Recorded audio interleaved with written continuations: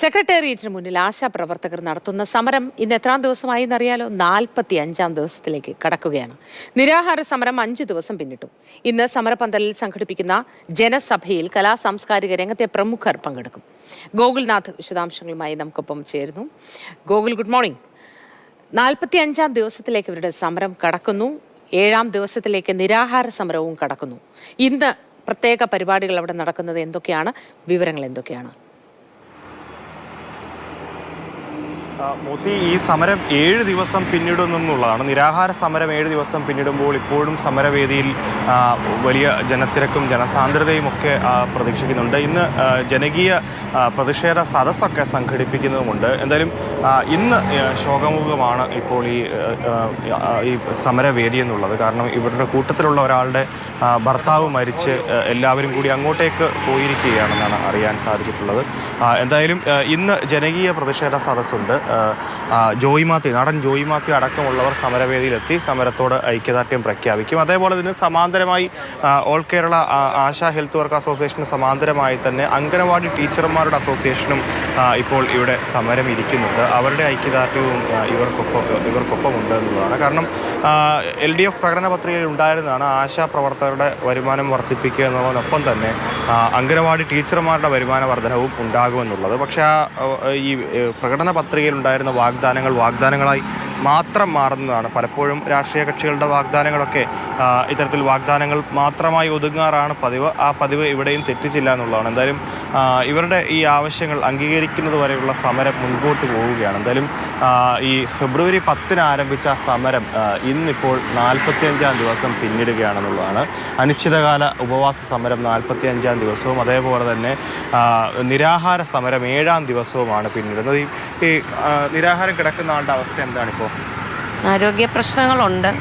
ഇതുവരെയും സർക്കാരിൻ്റെ ഭാഗത്തുനിന്ന് ആരോഗ്യ വകുപ്പിൽ നിന്ന് ഇതുവരെ ഇവരെ ഒന്ന് നോക്കുകയൊന്നും ചെയ്തിട്ടില്ല. 7 ദിവസമായിട്ട് നിരാഹാരം ഇരിക്കുന്ന ആളുകളെ ഇതുവരെയും പരിശോധനയ്ക്ക് വന്നിട്ടില്ല. നമ്മൾ തന്നെ ഡോക്ടറെ അറേഞ്ച് ചെയ്ത് വന്നാണ് നോക്കിക്കൊണ്ടിരിക്കുന്നത്. ഇപ്പോൾ 1-2 പേരെ ഇവിടുന്ന് മാറ്റേണ്ടി വന്നല്ലോ ആരോഗ്യ പ്രശ്നങ്ങൾ കാരണം. ഹോസ്പിറ്റലൈസ്ഡ് ആണ് ഒരാൾ. ഇതെല്ലാം നമ്മൾ സ്വന്തം നിലയിലാണ് ചെയ്തുകൊണ്ടിരിക്കുന്നത്. സർക്കാരിൻ്റെ ഭാഗത്തുനിന്ന് അങ്ങനെ ഒരു നീക്കം ഉണ്ടായിട്ടില്ല. അത്രമേൽ അവഗണിക്കുകയാണ്. ഇവർ ആരോഗ്യ മേഖലയിൽ ആരോഗ്യവകുപ്പിൽ ജോലി ചെയ്തിരുന്ന ആൾക്കാരാണല്ലോ. അപ്പോൾ എൻ്റെ ആശമാരെ ചേർത്ത് പിടിക്കുന്നു എന്ന് പറയുമ്പോഴും 7 ദിവസമായി സമരത്തിൻ്റെ കാര്യത്തിൽ ഒരു തീരുമാനം ഉണ്ടാകുന്നില്ല. അതുപോലെ തന്നെ അവരുടെ ആരോഗ്യ വിവരങ്ങൾ അവർ നോക്കുന്നില്ല. സാധാരണ നിരാഹാരം ഇരിക്കുന്ന ആളുകളെ ഡോക്ടർമാർ വന്ന് പരിശോധിക്കാറുണ്ട്, ഗവൺമെൻറ് ഡോക്ടർമാർ. ഇവിടെ ഉണ്ടായിട്ടില്ല. 3 നേരം വന്ന് നോക്കുക പതിവാണ് നിരാഹാരം ഇരിക്കുന്ന ആളുകളെ. ഓക്കെ, എന്തായാലും ഏറെ സങ്കടകരമായ ചില വസ്തുതകളുണ്ട്. ഇവരുടെ കൂട്ടത്തിലുണ്ടായിരുന്ന ഒരാളുടെ ഭർത്താവാണ് മരണപ്പെട്ടത്. തുടർന്നാണ് ഇവിടെ ഉണ്ടായിരുന്നവരെല്ലാം അങ്ങോട്ടേക്ക് പോയി എന്നാണ് അറിയാൻ സാധിച്ചിട്ടുള്ളത്. ആരാണ് മരണപ്പെട്ടത്? സതി എന്ന് പറയുന്ന ആശ. അപ്പം ഇന്നലെ രാത്രി ഇവിടെ ഉണ്ടായിരുന്നു സതി. എന്നിട്ട് വന്ന് സതിയുടെ ഹസ്ബൻഡ് ഇവിടെ വന്ന് സതിയെ കൊണ്ടുവരുന്ന ഫുഡിൻ്റെ കാര്യങ്ങളിലൊക്കെ നോക്കുന്ന ഈ ആശയാണ്. അപ്പോൾ രാവിലെ വന്ന് വൈകുന്നേരം ഒരു രാത്രി 8:30-9 മണിയാകുമെന്ന് ഇവിടെ വന്ന് ഹസ്ബൻഡ് ഇവിടെ വന്ന് വീട്ടിൽ കൊണ്ടുപോയ ആളാണ് പെട്ടെന്ന് സുഖമില്ലാതെ ഇവിടെ ജനറൽ ഹോസ്പിറ്റലിൽ വന്നപ്പോൾ ഡെത്തായിരുന്നു. ഇന്നതിന് പോസ്റ്റ്മോർട്ടം കഴിഞ്ഞ് എത്തുന്നു. അപ്പോഴേ നമ്മൾ ഒരു ആൾ കിടന്ന ആൾ സുഖമില്ലാതെ ഇവിടെ ജനറൽ ആശുപത്രിയിൽ അഡ്മിറ്റാണ്. അപ്പോൾ അതിന് വേണ്ടി കൂട്ടിന് ഒത്തിരി പേര് അങ്ങോട്ട് പോയിട്ടുണ്ട്. അപ്പോൾ അപ്പോഴാണ് ഈ ഡെത്തായത്. അപ്പോൾ അങ്ങനെ കുറേ പേര് പോയി. പിന്നെ ഇവര് എന്തൊരു അവസ്ഥയാണല്ലേ! വളരെ ദാരുണമാണ്, ദുരിതമാണ് ഇവരുടെയൊക്കെ സ്ഥിതി.